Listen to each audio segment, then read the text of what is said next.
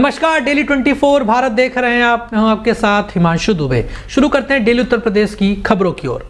जनपद सहारनपुर के घाट क्षेत्र वासियों को एक बड़ी कामयाबी, बड़ी सौगात मिली है। बता दें कि जिसके चलते क्षेत्र में खुशी की लहर दौड़ गई है। कई वर्षों से कुर्डी खेड़ा और नौरंगपुर के बीच हिंडन नदी पर नहीं बना था पुल, और शासन से मिली स्वीकृति से 10 करोड़ 36 लाख 35 हजार रुपए की कीमत से बनकर ये पुल अब तैयार होगा। और बता दें कि हिंडन नदी का पुल डेली 24 भारत ने इस खबर को प्रमुखता से दिखाया था। हिंडन नदी के पुल के मुद्दे को प्रमुखता से उठाया था डेली 24 भारत ने, और खबर चलने के बाद प्रशासन जो है वो जाग गया है और क्षेत्रवासियों को एक बड़ी सौगात मिल गई है। बता दें कि उत्तर प्रदेश शासन की ओर से लोक निर्माण विभाग के प्रमुख अभियंता विकास विभागाध्यक्ष उत्तर प्रदेश लखनऊ को पुल बनाने का पत्र भी जारी हुआ है। हिंडन नदी के पुल बनने से लोगों को एक बड़ी राहत मिलेगी। वही अगली बड़ी खबर आपको बता दें ग्रेटर नोएडा से है, जहां दबंगों के हौसले जो है बुलंद नजर आ रहे हैं। दबंग ट्रांसपोर्टर ने टोल कर्मचारियों के साथ जमकर मारपीट की है। ट्रांसपोर्टर द्वारा जबरन ट्रक को बिना टोल दिए टोल से पास कराए जाने का प्रयास किया। टोल कर्मियों के रोके जाने पर दबंग ट्रांसपोर्टर जो है भड़क गया। आए दिन ट्रांसपोर्टरों द्वारा टोल प्लाजा पर जो है इस तरह की दबंगई जो है की जाती रहती है। दबंग ट्रांसपोर्टरों को स्थानीय पुलिस का जो है संरक्षण मिला हुआ है। ग्रेटर नोएडा के दादरी थाना क्षेत्र के अंतर्गत लोहारले टोल प्लाजा की यह पूरी घटना बताई जा रही है। वही अब अगली बड़ी खबर आपको बता दें, नीलकंठ महादेव बनाम जामा मस्जिद मामले में अब 3 दिसंबर को सुनवाई होगी। हिंदू पक्ष के वादी समेत पैरोकार कोर्ट पहुंचे। बता दें कि सरकारी वकील की बहस जो है पूरी हो चुकी है। अब 3 दिसंबर को इंतजामिया कमेटी और वक्फ बोर्ड अपना पक्ष रखेंगे। अंत में हिंदू पक्ष जो है इसमें बहस करेगा। मामला सुनवाई योग्य है अथवा नहीं, इस पर जो है बहस हो रही है। अखिल भारतीय हिंदू महासभा के प्रदेश संयोजक मुकेश पटेल ने साल 2022 में यह याचिका दायर की थी। बता दें कि मस्जिद में नीलकंठ मंदिर महादेव मंदिर होने का बड़ा दावा जो है वो किया गया। बता दें कि बदायूं में ये पूरा मामला चल रहा है। अब इस पूरे मामले में क्या कुछ सुनवाई होगी, 3 दिसंबर को ये स्पष्ट होगा। आज सरकारी कोर्ट ने तो अपनी बहस पूरी कर दी है और इंतजामिया कमेटी की ओर से अनवर आलम की बहस हुई थी, वो अपना पक्ष रख रहे हैं। उसके बाद फिर हिंदू महासभा अपना पक्ष रखेगी। अगली तारीख कितनी? अगली तारीख 3 तारीख लग गई है और हम अपने न्याय के लिए संघर्ष कर रहे हैं। और ये भगवान नीलकंठ महादेव का मंदिर है और सारे साक्ष्यों, सारे सबूतों के आधार पर हम आए हैं। हम अपने अदालत से पूरा हमें विश्वास है कि हमें न्याय मिलेगा। और ये लोग चाहे बदायूं से ही, चाहे हाई कोर्ट से ही, चाहे सुप्रीम कोर्ट तक जाएं, हम इन अपने सबूतों के आधार पर मजबूती के साथ खड़े हुए हैं। हमें अदालत से, सुप्रीम कोर्ट और हाई कोर्ट सबसे न्याय मिलेगा, हमें उम्मीद है पूरी। नीलकंठ महादेव के मंदिर में पूजा अर्चना करने की अनुमति दी है, ये हमारी ओर से याचिका प्रस्तुत करी गई है। और उस पर विपक्षी गण जो भी हैं उन्होंने ऑर्डर 7/11 की एप्लीकेशन बात की पोषणीयता न होने के संबंध में प्रस्तुत की है, जिस पर सुनवाई चल रही है। और सरकार की ओर से डीजीसी के द्वारा अपना पक्ष रखा जा चुका है। अब इंतजामिया कमेटी की ओर से अपना पक्ष रखा जा रहा है और उसका विस्तृत जवाब हम लोगों के द्वारा दिया जाएगा। आज उनकी बहस पूरी नहीं हुई है, 3 तारीख के लिए समय लिया गया है। 3 तारीख को अब आगे की शेष बहस शुरू हो। जामा मस्जिद मामले में आज कोर्ट में क्या हुआ है?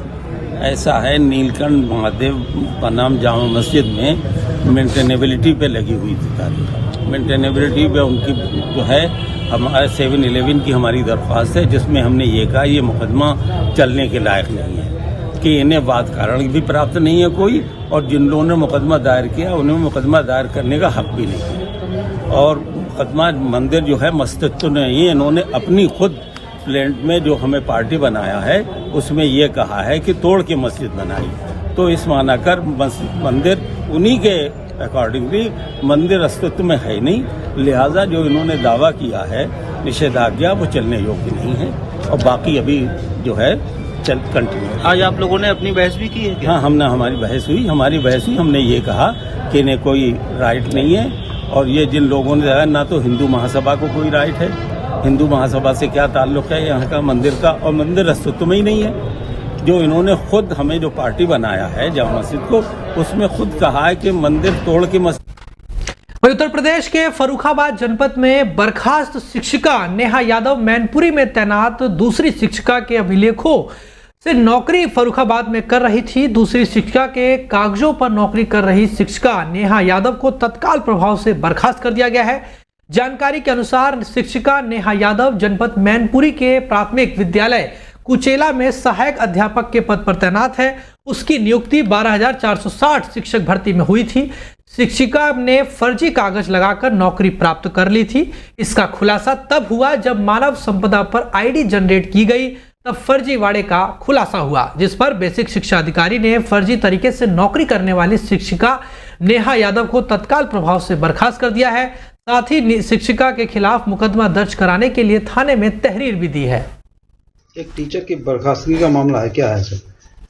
हमारे यहाँ एक टीचर की 12,460 में नियुक्ति हुई थी और जांच में पाया गया कि वो दूसरे के मार्कशीटों पर काम कर रही है और कमेटी के समक्ष प्रस्तुत करके जांच कराएगी, तो उसमें दोषी पाई गई कि दूसरे के मार्कशीट पर काम कर रही है। वो टीचर मैनपुरी में वर्तमान में काम कर रही, उसकी मार्कशीटों पर लगा के अपनी नौकरी पाई थी। इसके आधार पर इनकी सेवा से निरस्त कर दिया गया, इनकी सेवा समाप्ति कर दी गई है। और वहीं अगली बड़ी खबर आपको बता दें कि जालौन पहुंचे हैं जल शक्ति मंत्री स्वतंत्र देव सिंह। उन्होंने लोगों को सरकार की योजनाओं का जो है लाभ मिल रहा है, ये बड़ी बात जो है स्वतंत्र देव सिंह ने कही है। जालौन पहुंचकर जल शक्ति मंत्री जो है स्वतंत्र देव सिंह ने कई अहम बातों का भी जिक्र किया। जल शक्ति मंत्री ने कहा कि किसान और गरीब को बिना भेदभाव के सरकार की योजनाओं का लाभ मिल रहा है। सरकार सभी क्षेत्रों में बराबर विकास करा रही है। क्षेत्र की सभी नहरों में उनके हिस्से का पानी टेल तक पहुंचाया जाएगा। किसानों को सिंचाई, पानी और खाद बीज की कोई भी दिक्कत नहीं आने दी जाएगी। खाद की किल्लत को लेकर कहा कि कुछ समस्याएं आती हैं, सरकार किसानों के लिए रात दिन कार्य कर रही है। ये बड़ी बातें जो हैं जल शक्ति मंत्री स्वतंत्र देव सिंह ने उरई के लोक निर्माण विभाग के सर्किट हाउस पहुंचते हुए कही। जल शक्ति मंत्री तस्वीर आप देख सकते हैं किस तरीके से वो वहां पर पहुंचे और वहां पर उन्होंने कई बातों का जिक्र किया। सिंचाई विभाग बुंदेलखंड में भी अब 2-2, 3-3 फसल लोग लेने लगे हैं, इसलिए नहरों का संचालन ठीक हो, ट्यूबवेल की स्थिति ठीक हो और लघु सिंचाई के द्वारा मध्यम उतले गहरे जो पंप सेट मुख्यमंत्री योजना के अनुसार छूट में दिए जाते हैं वो भी अधिक मात्रा में लोगों को मिले, इसकी चिंता हो। और जो बोरिंग हमारे ट्यूबवेल के ऐसे हैं जो लगता है कि आंतरिक और विद्युत दोष हैं, तो वो भी तुरंत ठीक हो, इसकी चिंता करनी चाहिए। आज उसी की समीक्षा बैठक है और टेल और नहरों की सफाई के लिए उसकी योजनाएं इस बार लिया हूं मैंने। आदर्श नहरें यानी कुछ प्रत्येक जनपदों में कई नहरों में कि ये आदर्श नहर हो, अच्छी नहर हो मतलब, और उसका मेंटेनेंस, उसकी लाइनिंग और टेल तक पानी वो पहुँचे, इसी के लिए तो जो मैं देख रहा हूँ अधिकारी सब काम कर रहे हैं नीचे, और किसान नीचे तक मैं देखने भी जाऊंगा। लेकिन अभी यहाँ काम शुरू नहीं हुआ है, थोड़ा पानी नहरों में चल रहा है। अब वो रोस्टर के हिसाब से बंद करके ये लोग काम शुरू करेंगे, उसके बाद मैं देखूंगा यहाँ की सफाई। वहीं झांसी के कलेक्ट्रेट में एसडीएम कोर्ट में जमकर लात घुस चले हैं। बता दें इसका वीडियो जो है वायरल हो गया है। प्रशासनिक अधिकारी की अदालत में एक ही परिवार के दो पक्ष में जमकर लात, जूते और कुर्सियां भी उठाकर पटकी गई हैं। मामला जमीन संबंधित मुकदमे की सुनवाई के लिए आए थे दोनों पक्ष। इसी दौरान आपको बता दें कि जमकर मारपीट हो गई, जहां एसडीएम कोर्ट बनाम जो है जंग का अखाड़ा किसी ने वीडियो बनाकर सोशल मीडिया पर आपको बता दें कि वायरल भी कर दिया है, जिसमें दोनों पक्षों के बीच में जमकर लात घुसे भी चलते हुए दिखाई दे रहे हैं। वहीं मुरादाबाद के कुंद्रकी निवासी आईपीएस हिमाचल प्रदेश में तैनात इल्मा अफरोज ने जानकारी दी है। हिमाचल प्रदेश में तैनात आईपीएस इल्मा अफरोज अपनी लंबी छुट्टी की वजह से चर्चा में बने हुए हैं। भले ही इस लंबी छुट्टी को लेकर उन्होंने मीडिया के सामने अभी तक कुछ नहीं बोला, लेकिन एक इंस्टीट्यूट के कार्यक्रम में जरूर अपने पुलिस अधीक्षक के कार्य को जरूर शेयर किया। उन्होंने बताया किस तरह से नशे से जुड़े कारोबारियों को जेल की सलाखों के पीछे भेजा, साथ ही खनन माफियाओं की किस तरह कमर तोड़ी। वहीं झुग्गी झोपड़ी में रहने वाले बच्चों को अपने खाली समय में पढ़ाने का भी काम किया। ये मत सोचना कि अगर सिर्फ बीएड की डिग्री ली है तो बस गांव तक ही रह सकते हो, कुदरकी तक या डीगरपुर तक। तुम जहां तक जाना चाहोगे जा सकते हो। ये तुमने डिसाइड करना है कि तुम्हें कहाँ जाना है। कुदरकी में रह के मैंने डिसाइड किया था कि ऑक्सफोर्ड में पढ़ना है, तो मैं पहुंच गई ऑक्सफोर्ड ना। मैंने डिसाइड किया था कि संयुक्त राष्ट्र में काम करना है, यूएन में, तो कर लिया। मैं डिसाइड किया था कि अमेरिका जाना है तो चली गई न्यूयॉर्क सिटी में काम करने। फिर मैंने डिसाइड किया न्यूयॉर्क में कि मुझे अपने देश के लिए काम करना है, तो मैं वापस आई और मैंने सिविल सेवा की परीक्षा दी। फिर जब चयन हो गया इंडियन पुलिस सेवा में, तो मैंने डिसाइड किया कि अब जिले में काम करना है लोगों के लिए, तो जिले की पुलिस अधीक्षक बनी बद्दी की। और मैंने अच्छे से दिल लगा के मेहनत से मोहब्बत से काम किया जिले में। नशों के खिलाफ, चिट्टा नशा, गंदे नशे, उनके खिलाफ अभियान चलाया। युवाओं को, बच्चों को गंदे नशों से बचाया। जो बड़े बड़े ड्रग तस्कर थे, जो गंदे नशों का कारोबार करते थे, उन्हें जेल की सलाखों के पीछे पहुंचाया। जो खनन माफिया थे, जो तस्करी करते थे, जो बच्चों की जिंदगी खराब कर रहे थे, उन्हें नशे के इंजेक्शन बेच के उनके खिलाफ अभियान चलाया जमीनी स्तर पर। और वही नगर निगम की तरफ से एक ट्रायल किया गया है। बता दें ट्रायल जो है शुरू किया गया है। पायलट प्रोजेक्ट के तहत नगर निगम एक निजी कंपनी को काम देने की तैयारियों में जुटा हुआ है। आगरा शहर में नगर निगम की तरफ से 3 दिन तक जो है ट्रायल किया गया। सफल होने पर आगरा नगर निगम उठाएगा ये टेंडर। ट्रायल के दौरान कई इलाकों में एंटी लार्वा का जो है छिड़काव किया गया है। वहीं फॉगिंग और एंटी लार्वा छिड़काव में आने वाली परेशानियों को देखते हुए नगर निगम ने ये बड़ा कदम उठाया है। हम लोगों को ऐसे स्थलों पे जहाँ पे काफी दिनों से पानी रुका हुआ हो, वहाँ पे एंटी लार्वा का छिड़काव नगर निगम द्वारा कराया जाता है। इस दौरान ये देखा गया कि काफी ऐसे बड़े तालाब हैं शहर में जहाँ पर कि हम लोग एंटी लार्वा का छिड़काव नहीं कर पा रहे थे। ऐसे बड़े तालाबों के लिए हम लोगों ने ड्रोन का सहारा लिया है और उसके माध्यम से वहाँ पे एंटी लार्वा का छिड़काव कराया जा रहा है, जिससे कहीं भी लार्वा उत्पन्न नहीं। पहली बार जो है ड्रोन का प्रयोग किया जा रहा है, क्या लगता है कि कितने हद तक जो है सफल करनी चाहिए? देखिए अभी चूंकि ये ट्रायल बेस पे ही है, तो अभी हम लोग वो देख रहे हैं कि इसका कितना इफेक्ट आता है। वैसे मुझे जहाँ तक लगता है कि जरूर इससे फायदा होगा, क्योंकि बड़े तालाबों में भी पानी रुका होता है, तो वहाँ पे। वही चंदौली से बड़ी खबर है, जहां डिप्टी सीएम ब्रजेश पाठक जो है चंदौली पहुंचे और ब्रजेश पाठक ने निर्माणाधीन ट्रामा सेंटर का जो है औचक निरीक्षण भी किया है। घटिया मटेरियल से चल रहा था ट्रामा सेंटर का निर्माण। डिप्टी सीएम ने निर्माण कार्य में लगाए जा रहे ईंट को हाथ में उठाकर जो है तोड़ा। इंजीनियर पर आग बबूला हुए डिप्टी सीएम और कड़ी फटकार लगाई। कार्यदायी संस्था को काली सूची में डालने का भी आदेश दिया। सरकारी पैसे का कोई भी दुरुपयोग नहीं होना चाहिए, एक एक पैसे की रिकवरी की जाएगी। ब्रजेश पाठक ने वहीं डिप्टी सीएम ने यह भी कहा कि इस पूरे मामले में कठोर कार्रवाई भी होगी। कठोरी स्थित गौशाला का भी उन्होंने निरीक्षण किया। गौशाला में मौजूद गौवंशों के रखरखाव के बारे में डिप्टी सीएम ने जानकारी ली। वहीं डिप्टी सीएम ने गंजब सनी स्थित परिषदीय विद्यालय का भी निरीक्षण किया। विद्यालय के बच्चों से डिप्टी सीएम ने बातचीत की। विद्यालय के पाठन से संतुष्ट दिखे डिप्टी सीएम। निरीक्षण के बाद डिप्टी सीएम बीजेपी कार्यालय के लिए रवाना हो गए।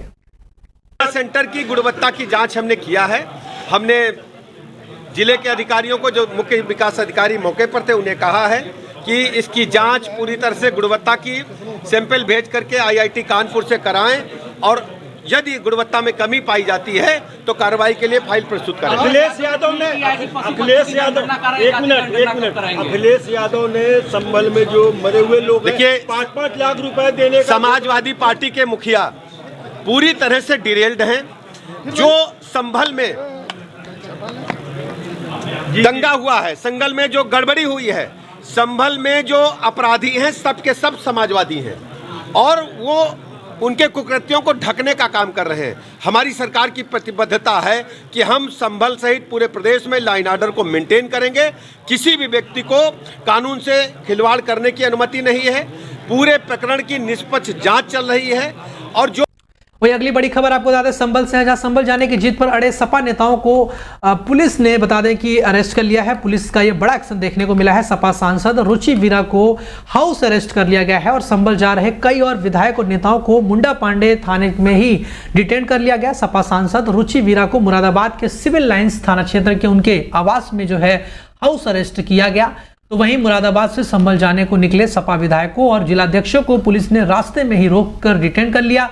मुरादाबाद सपा जिलाध्यक्ष जयवीर सिंह यादव, कांठ विधायक और पूर्व कैबिनेट मंत्री कमाल अख्तर, संभल की असमोली विधानसभा विधायक पिंकी यादव सहित कई सपा नेताओं को मुरादाबाद पुलिस ने मुंडा पांडे थाने रोका। पूर्व कैबिनेट मंत्री और कांठ विधायक कमाल अख्तर ने सरकार और प्रशासन पर कई तरह के गंभीर आरोप लगाए। उन्होंने बोला कि हम संभल जाकर हिंसा की असलियत जानना चाहते हैं, हमें पुलिस ने रोककर डिटेन कर लिया।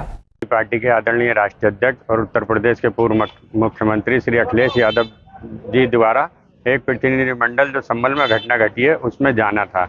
हमारे माननीय नेता प्रतिपक्ष श्री माता प्रसाद पांडे जी और लाल बिहारी यादव जी नेता प्रतिपक्ष विधान परिषद और प्रदेश अध्यक्ष समाजवादी पार्टी और हमारे माननीय सांसदगण, माननीय विधायकगण और कुछ जिलाध्यक्ष, तो हम लोगों को जाना था संभल।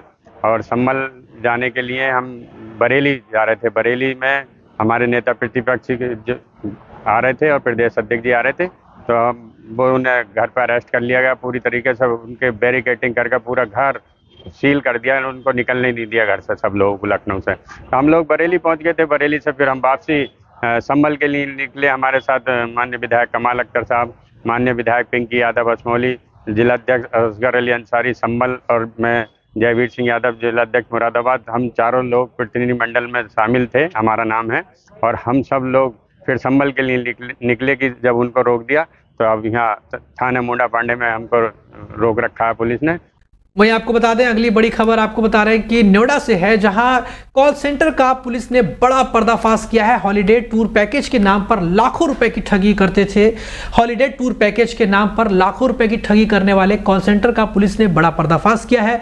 पुलिस ने 17 महिला सहित 32 आरोपियों को गिरफ्तार किया है, जिनके कब्जे से 4 लैपटॉप, 3 मॉनिटर और 1 मोबाइल फोन बरामद किया गया है। पकड़े गए आरोपी नोएडा में country holiday travel private limited नाम की फर्जी कंपनी बनाकर ठगी कर रहे थे।